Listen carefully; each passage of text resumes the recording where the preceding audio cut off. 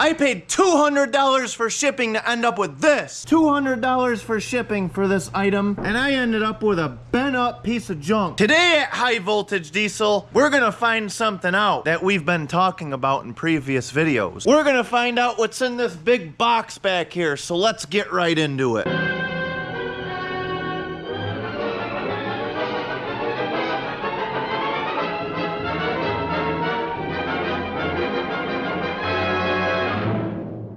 Make sure you stick around till the end of the video. We are gonna reveal how much money we have into this car as it sits right now. You will be surprised based off of what you see behind me. I'm gonna give you 5 seconds to guess what it is. Make sure you write down in the comment section what your guess is. Oh yeah. Look at that. You know what this is? This is work that we have to do to fix this rotted junk. So maybe you guessed it, maybe you didn't. That is the fix to all this nonsense. This entire rear seat pan is completely roached. We had to order a new one. But wait, there's more. This floor pan here, somebody just packed it with fiberglass because it's rotted out. And it's rotted out up here too. Look at this. So what are we gonna do about that? What do we got in the back of the old Vibe? Oh yeah, that's what we're gonna do about that right there. Brand new driver's side floor pan for this junk. Before we pick up our grinders, torches, and chainsaws, we gotta make sure of something really important. Looks like the right one, I'd say. I'd say this one's looking good too, by the way it looks. Oh yeah.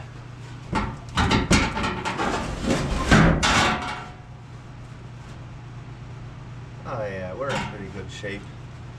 This hump right here is a little bit off compared to the original, but we'll make it work. It's metal, it'll bend into place. You know, I paid more for shipping for these parts than I did for the part. And they arrived just bent right up. Like that's supposed to be straight right there, and it's just curled right over. And this one here is all bent up on the bottom, right there where that blue sticker is. It's supposed to be straight like the top, and it's just curled right over.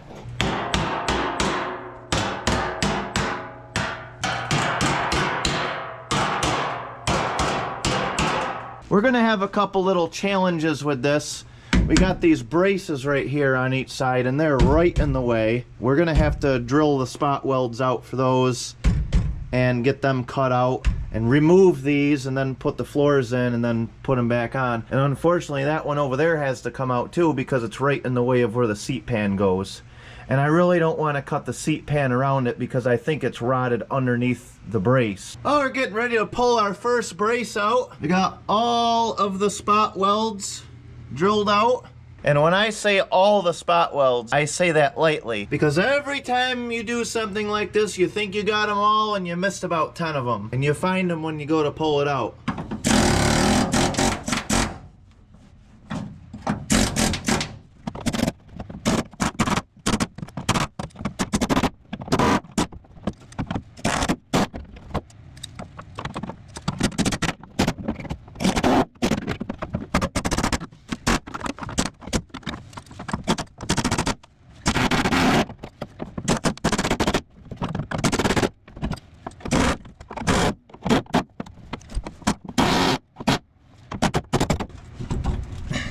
Definitely coming off now.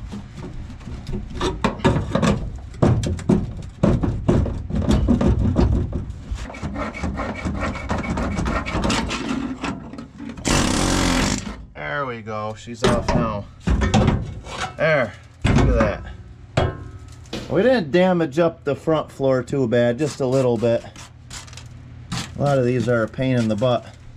This from this seam right here back is all getting replaced anyway, so I don't care about any of this. You can see this stuff could be pretty darn time consuming. I've been working on this almost 2 hours now just to get that one piece off. There, we got both of our braces off, both sides. This one here was about the same. They got a spot weld hidden way in there that you can't get to. We're just gonna start hacking this thing out. Well, at some point somebody wanted to convert this car over to a standard. It's originally an automatic, obviously, because of the column shift, and they just hacked a big hole in the floor. And I don't even know why they put this piece of sheet metal over it, because the person that I bought the car from said the person he got it from was in the middle of putting a manual transmission in it. So did they change their mind or what? I don't know. Wow, that's even a bigger butcher job than we do around here. What is going on? Yeah, somebody definitely didn't know what they were doing. They didn't even have the right tools. Oh, that's ugly. One thing I do know is it's gonna be nicer than the fiberglass that they have.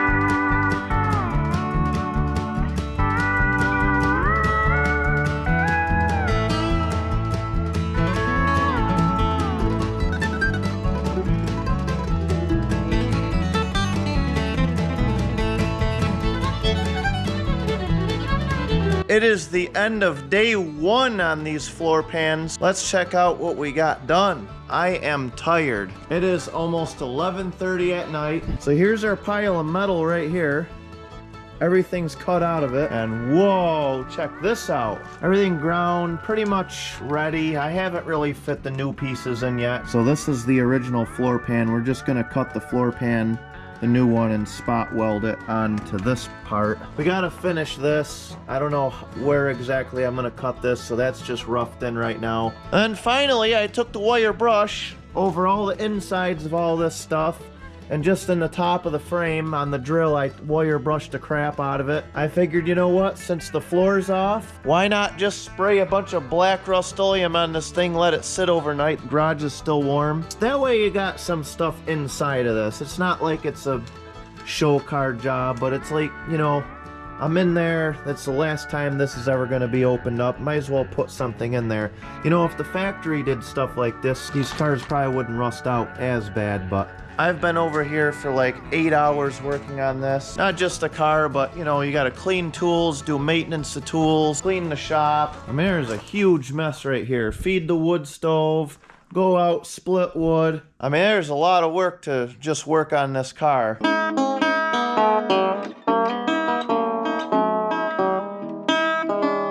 We're gonna start fitting up our rear seat pan first. So right here's the edge of our seat pan, and that's where it's supposed to go, right there. It goes on top of this lip, but it's not going back. So you can see we just have some stuff we have to trim here. The angle on this is completely wrong. This actually needs to go down more. So I'm gonna have to hammer that out a little bit. And you can see we just gotta do some more trimming here to get stuff back where it needs to go. This isn't rocket science, this is easy. We got some shipping damage right here. This is bent, we gotta fix that. And more shipping damage over here. We have to bend this back. So the seat pan is actually made to go under the floor pan, but unfortunately, just the way things are, there is no way that this seat pan is gonna be able to go under this floor pan without pulling this floor pan up and drilling these spot welds out. To me, it doesn't matter whether the seat pan goes over or under the floor pan. Since we have nice stepping room here, it's easy to get in here to fit the seat pan. So we're gonna fit the seat pan first, get everything ready, then we'll work on the floor pan. We got her fitting decent. It's not the nicest, but we got her pretty good. See where this bead roll is? That pushes down just about right on top of that bead roll, right behind it actually, right where we want it. Everything lines up here pretty good. We're gonna have to mess with this side a little bit. I have never bought a cheap aftermarket panel that ever fit right anyway, so that's just the kind of stuff you got to deal with these. I am very happy with the way the front floor pan fits. This one fits beautiful, except for one little thing. I mean, this fit right in here. All these holes line up where the seats bolt. Everything lines up perfect. That actually goes over this rocker really nice. Originally, I was gonna cut this floor pan like right here. I think I'm gonna grind these welds and I'm gonna leave this just like this, because you know what, it'll add that much more support, where if I cut this it's just gonna get wavy. I mean, it fits like the old saying goes, if it ain't broke, don't fix it. It's cool because it just about covers this cobble job of a hole somebody did up here. I am very happy. The only thing that doesn't fit very nice, drive shaft tunnel right here. You can see we got a much more radical bend compared to the floor pan, so we'll have to kind of get creative there and do something kind of weird to figure that out. But this is all going to be covered with carpet anyway. I do want it to look nice when you're looking at it from the underneath, but I'm not worried about this being 100% factory and completely original. But here's our line right here that we're going to cut on.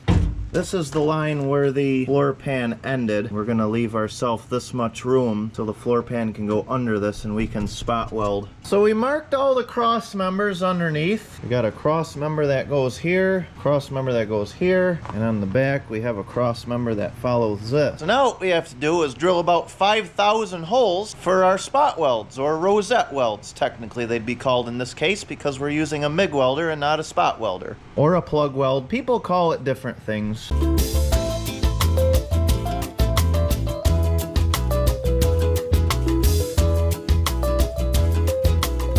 Wow, that was time consuming. That was like an hour and a half for this. We pay all that money for this just to drill about 8,000 holes in it. Woo! I figured I might as well take the stickers off it, because one thing I do know is I definitely own it now. Check it out, we're finally ready to weld!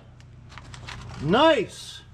You know, this worked out really good because we got our 4 bolts here that were used for the bench seat that probably used to be in this car. Well, that definitely used to be in this car, because if it had bucket seats in it, we would have bolt holes over here, and we don't. We are going to put bucket seats in this, so we're going to have to modify it at some point. But I was able to draw this cross member under here right up, and then our seat belt hole, I put the bolt in it here to draw it right down. So all of our spot weld areas are looking like they should be pretty close. Cross member still sags a little bit, so I took the floor jack and just put a little bit of pressure on that to bring it up a little bit, just to kind of give us some help. The center here, I got some sheet metal screws every 6 inches or so, just to kind of hold everything in place. When we weld this, we're just going to work our way around in random spots. You don't want to start from here and just work your way all the way around. You want to do one here, then there, then there, then there, and just keep going everywhere. Because if you start in one spot and work your way all the way around, by the time you get from there to your finish point, that's going to be about 6 miles off. That's going to be in a different county.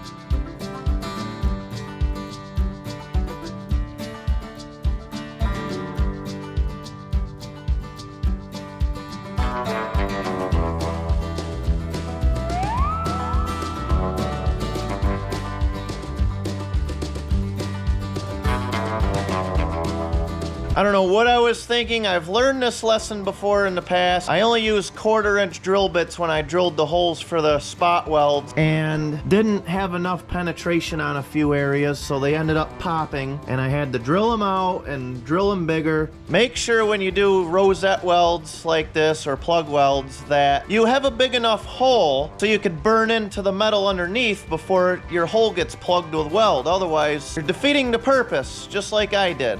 But anyway, we got her done. It looks pretty good. She's solid now. The floor isn't full of holes. And that's the important thing with this car. Now, I do want to say, if you want to do a very nice job, unlike I'm doing, you always want to fit your pieces in before you weld something solid. And what I mean is you want to fit your seat pan in and this one and make sure you are 100% happy before you weld anything. So I welded this solid, and now I'm gonna put the seat pan in. And that is definitely the wrong way to do it if you wanna do a very nice car. I'm not worried about 100% perfection, because if there's any gaps left over in the back, Hammurabi will take care of that, trust me. Well, it is Sunday. It is the end of day 2 on this project. I really want to inform everybody on how much time it takes me to do this stuff, just like I am, and how much money. And at the end of the video, you're gonna see how much money we got into this thing right now. I'm really hoping I can help some people get the spirit to fix up their cars, because anybody could do this stuff. There are so many people out there that have cars that they want to fix up, and they just don't know. So that's where I'm here to help you. We had pretty much probably 7-8 hour days into this thing. 2 7 to 8 hour days into this thing, and this is where we're at. I have the front floor pan completely welded, completely done. Everything's pretty much done. I just have to grind the welds a little bit where they got ugly, kind of like that. The rear floor pan, the seat pan, I have all the holes drilled, and it is currently just sheet metal screwed in place. We are ready to come in tomorrow and just weld this thing in and be done with this. Everything in my body just completely hurts, but you have to keep pushing through. You just got to get it done, because if you give up and you lose momentum, that car's just gonna sit and you're gonna end up selling it in 20 years after it rots out again. I see this stuff happen all the time. We'll see you guys on day 3 of this.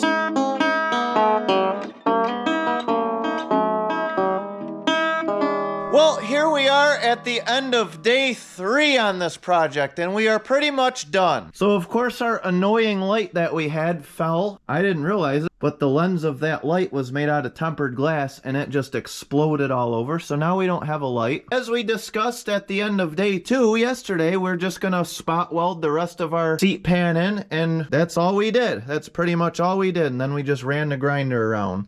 It was the same process that you've seen in this one, but just back here. It's all nice and welded in. I'm very happy with the way it looks.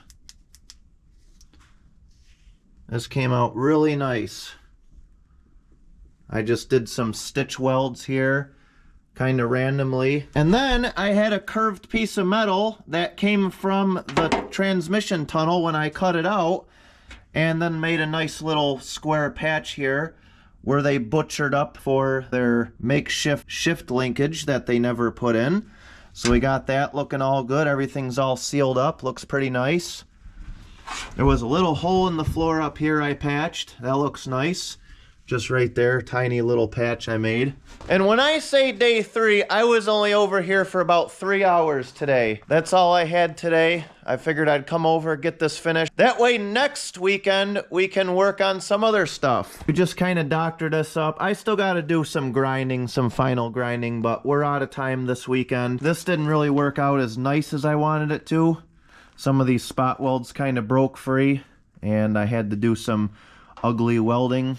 But that's all right. We'll seam seal this and it'll look great. The most important part about it is it's solid now. It's not completely rotted out like the other one. The whole floor on the car is solid now. That's the important part, that it is solid. As I promised, you made it to the end of the video, and we are going to go over our price list that we have invested in this rotted out piece of junk car. I've skipped it in a couple videos because there really wasn't anything to share, but now there is, of course. We are over $2,000 into this car, so now we have more into this car than what we paid for it. What really sent this over the edge was the floor pans. The driver's side floor pan and the seat pan delivered all in together was $440. And we bought some other miscellaneous stuff here and there, some more etch primer, some sand for sandblasting in the last video. But I did buy something for the prime mover, and you will see that in a future video. Something pretty darn exciting, because we're getting pretty close to working on our engine. We have $1,483 in bodywork materials, floors,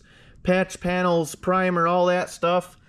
And we have $718 in our 454 big block, which puts us at $2,201. Paid $2,000 for the car, but that doesn't matter.